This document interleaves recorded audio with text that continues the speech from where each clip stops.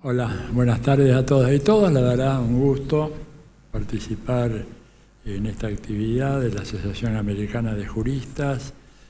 Gracias a los sobrevivientes a la sesión de la mañana, que todavía los veo ahí heroicamente sostenidos en el...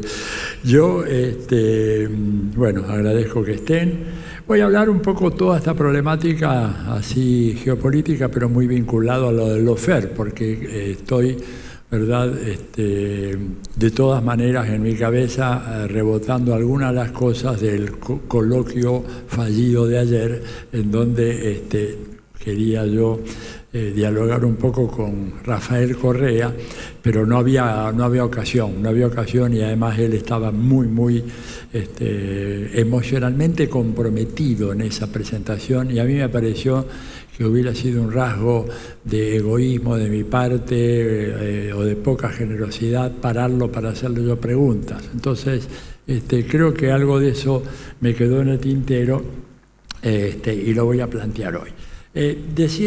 Bueno, primero que como politólogo es evidente que en los últimos 10 o 15 años ha habido esta aparición de lo que podemos llamar una nueva patología política, que es el lawfare, ¿no es cierto?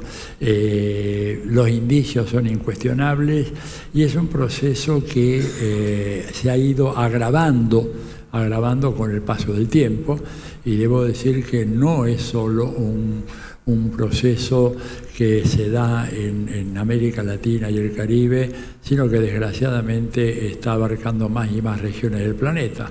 Para poner el caso más espectacular, más conocido, aunque la prensa no lo toma en cuenta con la frecuencia y la profundidad que se debería, hasta el caso de Julian Assange.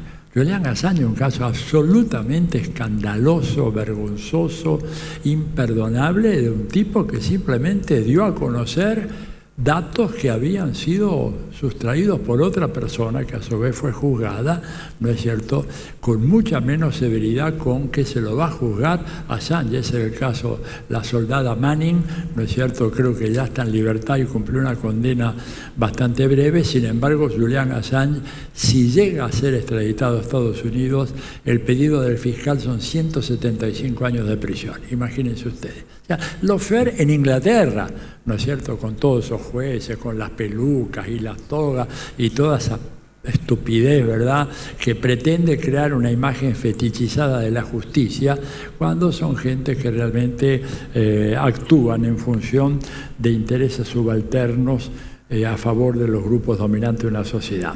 Entre nosotros, y también en el caso europeo, el surgimiento del lawfare está directamente asociado al cambio de la estrategia de la Casa Blanca en su afán por controlar y desestabilizar gobiernos que le son desafectos. No hay la menor duda de que esto fue concebido allá, y creo que fue concebido allá. Ayer lo dijo Rafael Correa, recuerdan que dijo la embajada, ¿no es cierto?, como uno de los factores claves, sigue siéndolo, ¿verdad?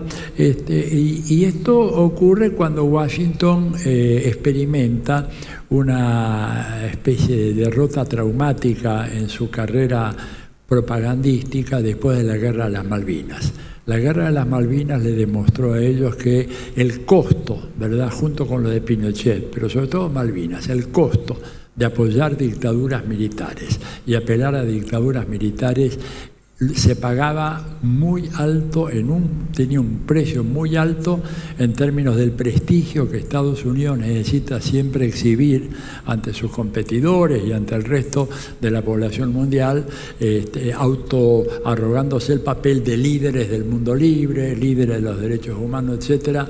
No podían ellos seguir sosteniendo la política clásica de los golpes de Estado después de lo ocurrido en la Argentina y de lo ocurrido en Chile, etcétera. Y ahí cambiaron la estrategia, ¿no es cierto? Cambiaron la estrategia y esto se aceleró cuando comienza el ciclo progresista de comienzos del siglo XXI, con la victoria de Lula, de Chávez primero, luego de Lula, luego de Néstor, en fin, sabemos todo, Tabaré, Evo, Zelaya, Correa, Cristina, etcétera. Todo eso cambia el escenario político, el de América Latina, el escenario regional, y ya para Estados Unidos la alternativa al golpe militar era una alternativa que había sido prácticamente desechada. Ahí comienzan a surgir entre los estrategas norteamericanos todas las nuevas teorizaciones del poder blando, ¿no es cierto? El poder blando que incluía, por supuesto, el famoso cambio de régimen como un objetivo no negociable de parte de la política exterior de Estados Unidos. Puede cambiar la metodología para ver cómo ponemos fin a lo que ellos llaman el régimen cubano, el régimen de Venezuela, el régimen de Nicaragua, pero vamos a utilizar una metodología diferente ahora. Y esto es lo que está un poco en la base de toda esta cuestión. En el 2002 creo que hicieron la última tentativa de apelar a un golpe militar, le salió mal, fue el golpe contra Hugo Chávez el 11 de abril del 2002, que 2 días después fue revertido a través de una inmensa ola popular que se bajó de los cerros de Caracas y de otras ciudades y que obligó, ¿no es cierto?, a la reaparición de Hugo Chávez en un fenómeno que tiene mucho paralelismo con el 17 de octubre nuestro, de 1945, donde también se obligó a que apareciera el por entonces coronel Juan Perón, y a partir de ahí ya ellos abandonaron esta idea, ¿no es cierto?, y adoptaron la estrategia del golpe blando, muy exitosa, ¿verdad? Se sacaron encima a Mel Zelaya en 1909, en Mel Zelaya, que era un hombre que provenía de un partido, digamos, liberal, conservador en Nicaragua, pero que había cometido el pecado imperdonable de hacer que Honduras ingrese a Petrocaribe, de haber desarrollado buenas relaciones con el gobierno de Hugo Chávez, y eso fue suficiente. Y además cometió otro error imperdonable, que fue querer poner una cuarta urna en unas elecciones que iba a haber en Honduras, preguntándola para que la población decidiera si quería o no que se llamara a una convención constituyente a los efectos de reformar la existente en Honduras. Esa sola pregunta fue el punto final, digamos, de este proceso en donde Zelaya fue sacado en pijama una noche de su casa y llevado al aeropuerto, en fin. Luego lo hicieron con Lugo en el 2012, otro golpe blando, y también por etapas en el caso de Brasil en el 2016 en contra de Dilma. Un detalle interesante, si uno mira la composición de la Embajada de Estados Unidos en el Paraguay en la época de Lugo y en Brasil durante el proceso en contra de Dilma, encontramos la misma figura, simpática figura, de la señora Liliana Ayalde, diplomática de carrera de los Estados Unidos, de origen colombiano, que estuvo preparando el golpe contra Lugo en el 2012 en Paraguay y que después, en el 2014, la trasladan a Brasil a los efectos de incentivar aquellas grandes movilizaciones populares que hubo en Brasil, insólitas movilizaciones en contra del Campeonato Mundial de Fútbol, que si hay algo raro que puede ocurrir en la política brasileña es que haya gentes en la calle que salgan a decir no queremos un Mundial de Fútbol en Brasil.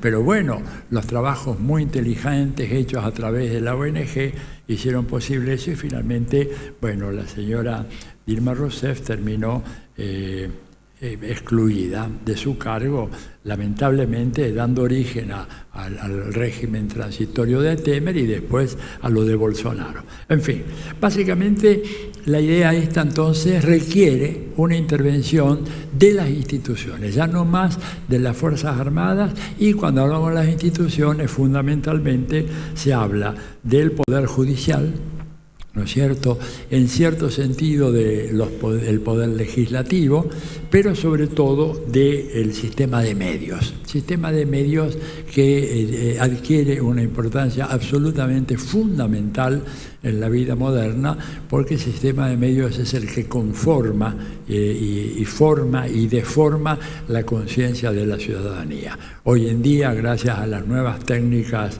de modificación de conducta, como le llaman los especialistas, se puede lograr que gente voten por candidatos que abiertamente dicen que van a penalizar a aquellos que los van a votar.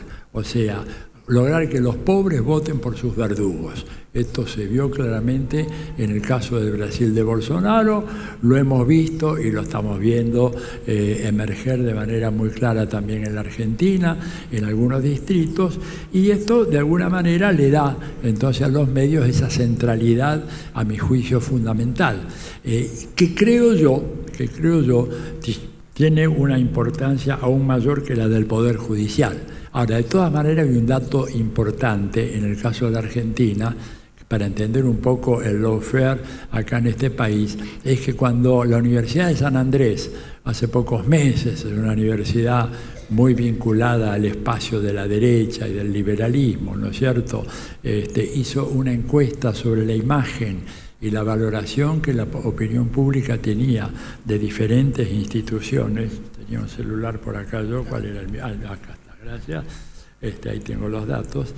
Cuando veía yo, cuando ellos hicieron esa medición, fue muy impresionante porque la institución que salió peor ranqueada en todo esto fue el Poder Judicial. Solamente un nivel de 1% de aprobación. Esto no se había visto nunca, ¿verdad? Por debajo, digamos, de, por ejemplo, los sindicatos, que antes llevaban la delantera en esta carrera, era la institución más desprestigiada. Bueno, pues ahora lamento decirle, porque sé que acá hay gente de buena voluntad que pertenece al Poder Judicial, como dicen los americanos, strictly business, nothing personal, o sea, esto no es un asunto personal, un asunto de institución. La institución está con un nivel de desprestigio fenomenal, ¿verdad? Vuelvo a repetir. La policía tiene mejor ranking, 3% de aprobación, tampoco es gran cosa, pero bueno, claramente el lawfare hay que entenderlo en este contexto. Y la reacción de la población, ¿verdad? ¿Qué pasa con una población que no cree que en su país hay justicia? Bueno, pues tenemos permiso para actuar a los Bolsonaro, hacer justicia por nuestra propia mano. Cuando además tenemos dirigentes políticos que hablan de entrar con ametralladoras a los barrios del conurbano bonaerense o a resolver problemas, ¿verdad?, a punta de pistola, evidentemente que el prestigio de la justicia se cae de una manera notable. Voy a apurarme porque quiero concluir, ¿no es cierto?, en tiempo. El lawfare, digamos, entonces, es un instrumento que funciona muy bien, pero que requiere el acompañamiento de la prensa y de las redes sociales. El formidable desempeño de Bolsonaro en la elección en la cual sacó 50 millones de votos y en donde mejoró en 7 millones, un poquito más de 7 millones la votación inicial, se entiende fundamentalmente, ya no tanto como en la primera elección del 2018 por el apoyo de la Red Globo, la Red Bandeirantes o la Red Record, sino porque hizo un manejo extraordinariamente hábil de las redes sociales, ¿no es cierto? Tenía, digamos, 25 millones de seguidores en Instagram, tenía millones y millones de seguidores y de likes en Facebook, funcionaba, digamos, en Twitter también con una eficacia que triplicaba o cuadruplicaba el impacto de Lula. Es decir, entre otras cosas porque Lula no cree en esto, Lula no cree en esto, como tampoco lo cree el presidente Fernández, by the way, hay que decirlo, y Bolsonaro, asesorado por la gente del equipo de Steve Bannon, sí creyó en esto, cree en esto, y le dio un resultado muy grande, ¿verdad? Ahora, con el lawfare, el problema que tenemos es que estamos todos en libertad condicional en este país. No es una frase mía, la dijo Raúl Zaffaroni hace mucho tiempo. Cualquiera de nosotros está en libertad condicional. Porque basta que se diga, ¿no es cierto?, que algunos de nosotros, yo por ejemplo, estoy amparando el terrorismo internacional y que los artículos sobre el avión venezolano retenido ilegalmente en la Argentina es un acto terrorista, para que a mí pueda alguien ponerme en prisión preventiva mientras busca las pruebas. O sea, ya no es como antes, que estaban primero las pruebas y después se lo detenía. Ahora hubo una inversión absoluta. Por supuesto, se arrasa también con el principio, la presunción de inocencia, que es la base del derecho moderno. Y es la que violó Sergio Moro, ¿no es cierto?, claramente en el juicio en contra de Lula, cuando dijo: no tengo pruebas, pero estoy convencido de que este señor cometió un delito. Ahora, ese convencimiento era propio de una fase previa al derecho moderno, la fase de la Inquisición, en donde venía el inquisidor, estaba convencido de que Giordano Bruno o una mujer había hecho un pacto con el demonio, y alguien dice que la vio volar montada en una escoba. Se decían estas cosas. La imagen de la mujer bruja que vuela en la escoba no es un invento, es parte de los registros, ¿no es cierto?, de esos juicios, para que sin pruebas se lo pudiese condenar. Entonces, me parece a mí que en ese sentido estamos claramente en presencia de un proyecto, y de ahí la implicación geopolítica. ¿Esto por qué es un proyecto especial? Bueno, porque Estados Unidos necesita reafirmar su hegemonía global en momentos como estos, que está tan cuestionada, y necesita asegurarse América Latina, porque América Latina es la región del mundo más importante para los Estados Unidos. Yo sé que cuando digo esto puede haber alguno que me diga que no es así, y me puede citar que Arturo Valenzuela, por ejemplo, que era subsecretario de Asuntos Interamericanos durante los años de Obama, cuando durante la tentativa del golpe en contra de Rafael Correa, 28 de septiembre del 2010, se le preguntó a Valenzuela, bueno, ¿qué piensa el presidente Obama de lo que está pasando ahora en Ecuador? Y la respuesta de Valenzuela fue clásica, ¿no es cierto?, de la visión ortodoxa estándar en el mundo de las ciencias sociales. Valenzuela dijo: no, el presidente Obama no está siguiendo el tema, porque las prioridades para el gobierno de Estados Unidos están primero en Medio Oriente, después están en Asia Central por la difusión del fundamentalismo islámico, después en Asia, en el Indo-Pacífico por China, en cuarto lugar en Europa, en quinto lugar en África, y bueno, si algo pasa muy raro ahí en América Latina, pero América Latina no importa. Eso es una de las más fenomenales mentiras que se escuchan en el terreno de la diplomacia y la política exterior, porque paradojalmente la primera región del mundo para la cual Estados Unidos desarrolla una doctrina de política exterior es América Latina y el Caribe, con la doctrina Monroe, que el año que viene va a cumplir ya 200 años. En cambio, la primera doctrina para Europa la desarrollan recién en el 1918, después de la Primera Guerra Mundial. O sea, habla claramente. Y además hay otra cosa, que no me quiero extender tanto, pero cuando uno piensa cuál fue la progresión de la creación de los tratados, ¿no es cierto?, que Estados Unidos elabora para la contención del comunismo, ¿verdad? El primer tratado a nivel mundial fue el de América Latina en 1947. Y 2 años después, recién la OTAN en 1949. ¿Qué quiere decir esto para Estados Unidos? En términos muy claros, nos importa primero asegurar la América Latina, y luego Europa, y luego Asia Central, y luego Sudeste Asiático, y luego el Comando Africano, que lo hicieron muchísimo después. ¿Por qué hicieron este primero? ¿Por qué el Comando Sur es el primero? Bueno, porque esta es la región más importante para ellos. Entonces, están con esa preocupación. Y por eso los embajadores que han venido acá a la Argentina en los últimos tiempos, ¿verdad?, Eduard Prado y el actual Mark Stanley, los dos vienen, y las primeras declaraciones que hacen es que vienen a colaborar con el mejoramiento del sistema de administración de justicia en la Argentina. O sea, lo están diciendo con todas las letras. Venimos a eso, a hacer de que este país tenga. Y para ello ya venían haciendo en Estados Unidos hace mucho tiempo estos famosos cursos de formación y de entrenamiento, ¿verdad? Estas asesorías, cursos cortos, y fíjense quiénes eran, quiénes eran las poblaciones objeto de estos cursos. Primero, agentes del mundo del derecho, jueces, abogados, fiscales, etcétera. Segundo lugar, periodistas. En tercer lugar, legisladores, o sea, los que tienen que administrar justicia, los que tienen que ejercer el terrorismo mediático y los legisladores que en algunos casos tienen que dar la bendición, por ejemplo, al proceso de impeachment y destitución de Dilma Rousseff. El programa es muy claro y es un programa al cual han ido muchos de los principales jueces que han participado en estos programas en América Latina. Sergio Moro fue 2 veces a tomar cursos allá, 2 veces. Y estoy buscando a ver si alguien me ayuda a entender los datos, a sacar los datos de qué jueces y fiscales fueron de la Argentina. Me los habían prometido, no los tengo todavía, pero estoy seguro de que más de algunos de los pajarracos que vemos haciendo estas aberraciones jurídicas fueron a los Estados Unidos, ¿verdad?, a recibir esos cursos de instrucción. Entonces acá estamos ante un problema muy serio, ¿verdad?, porque es muy difícil controlar el sistema de medios. Ya vemos lo que pasó cuando Cristina planteó la ley de medios.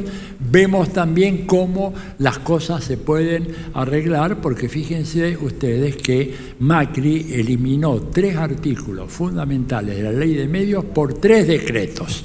Y a pesar de mensajes que se le hicieron llegar al presidente Alberto Fernández de que un decreto se anula con otro decreto, pero nuestro presidente, que es un hombre del derecho penal, se ha resistido tercamente a hacer algo que, no digo que era la solución, pero que podía ayudar a democratizar, a desconcentrar. Porque el nivel de concentración mediática que hay en Argentina, en Brasil, en México, es absolutamente ilegal en Estados Unidos. A ver, el New York Times no puede tener una radio, una televisora, no puede tener nada, ni mucho menos manejar algo como la fibra óptica, FiberTel y todo eso, ni remotamente, eso es absolutamente ilegal.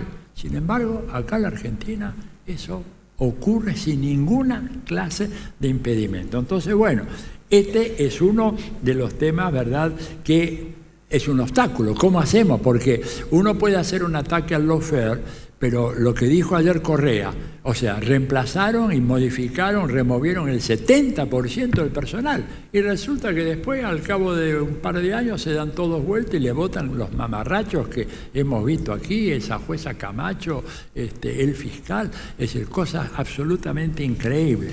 Entonces, creo que es importante tener en cuenta la vinculación de toda la parte jurídica con la parte de la parte mediática, lo que yo llamo el sicariato mediático, porque son sicarios, es gente que produce asesinatos políticos, ¿verdad?, asesinatos civiles, pero asesinatos al fin.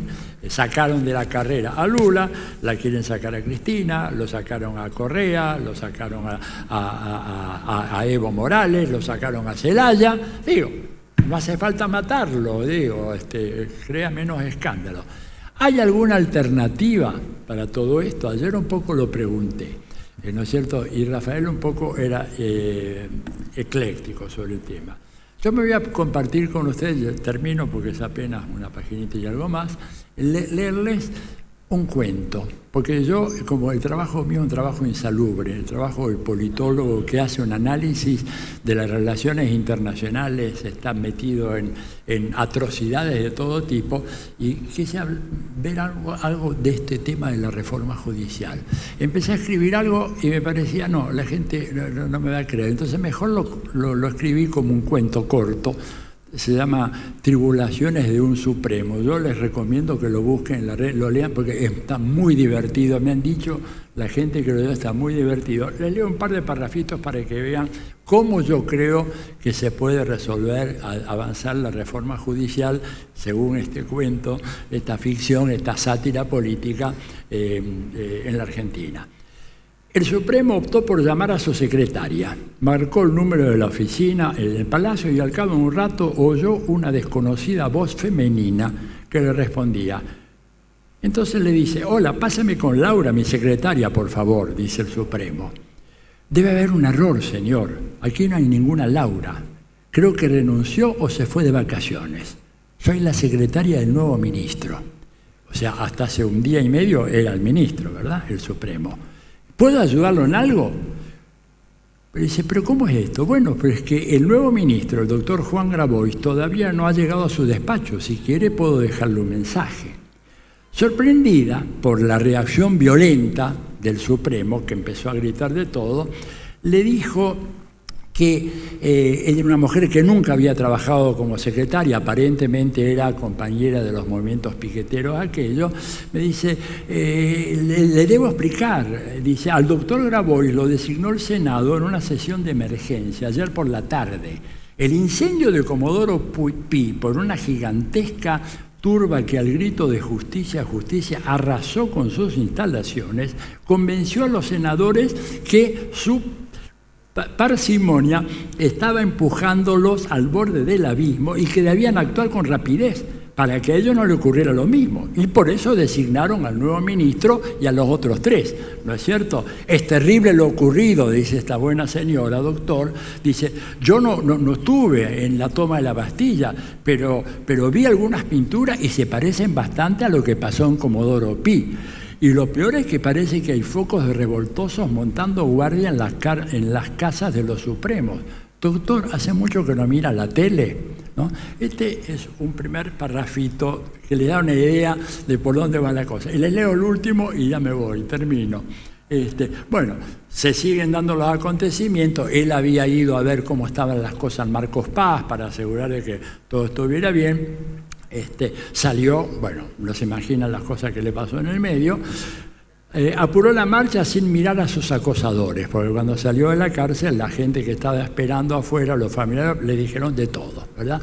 Bueno, se quitó el saco ensangrentado que tenía, porque habían matado a un recluso en presencia de él, en medio de esos despelotes de la cárcel, y trató de ocultarlo en el maletín. Resignado hizo un bollo con su lujoso traje Armani, saco Armani, y lo rajó a la sequía de aguas hervidas que corrían en paralelo. Al rato llega Marcos Paz, entra a un bar de mala muerte y pidió un café. En la televisión se exhibían visiones dantescas que al principio hubiera jurado que procedían de Venezuela. Para sí dijo, y bueno, la gente ya se hartó de Maduro, dijo. Se distrajo, tomó un poco el café, pero al cabo de un rato dice, estos edificios yo los conozco. ¿No es cierto? No estaba ocurriendo en Caracas, sino en unas Buenos Aires iluminada por las luces de numerosos incendios. Con sus mobileros, el 13 y TN transmitían en vivo porque las sedes de ambos canales habían sido arrasadas por furibundas turbamultas que solo emitían imágenes que captaban desde las calles. Ninguno de aquellos periooperadores, ¿verdad?, que fungían como conductores y panelistas vomitando a diario sus infamias y torrentes de fake news, aparecían ahora en la pantalla de aquellos canales. Otra toma que lo alarmó mostró las llamas devorando la sede de Clarín. El diario había sido atacado por una multitud que desbarató la defensa que habían opuesto los guardias de seguridad privada y comenzó a recorrer sus oficinas piso por piso, destruyendo minuciosamente todos los archivos digitales y en soporte papel. Bueno, esta es una ficción humorística, en el mejor estilo de la filosofía política, como Tomás Moro hace una ficción en utopía. Pero si ustedes me preguntan cómo se pueden controlar los precios en la Argentina, cómo se puede hacer la reforma judicial, y si no tenemos un escenario de este tipo, olvídense, olvidémonos. Nada más, muchas gracias.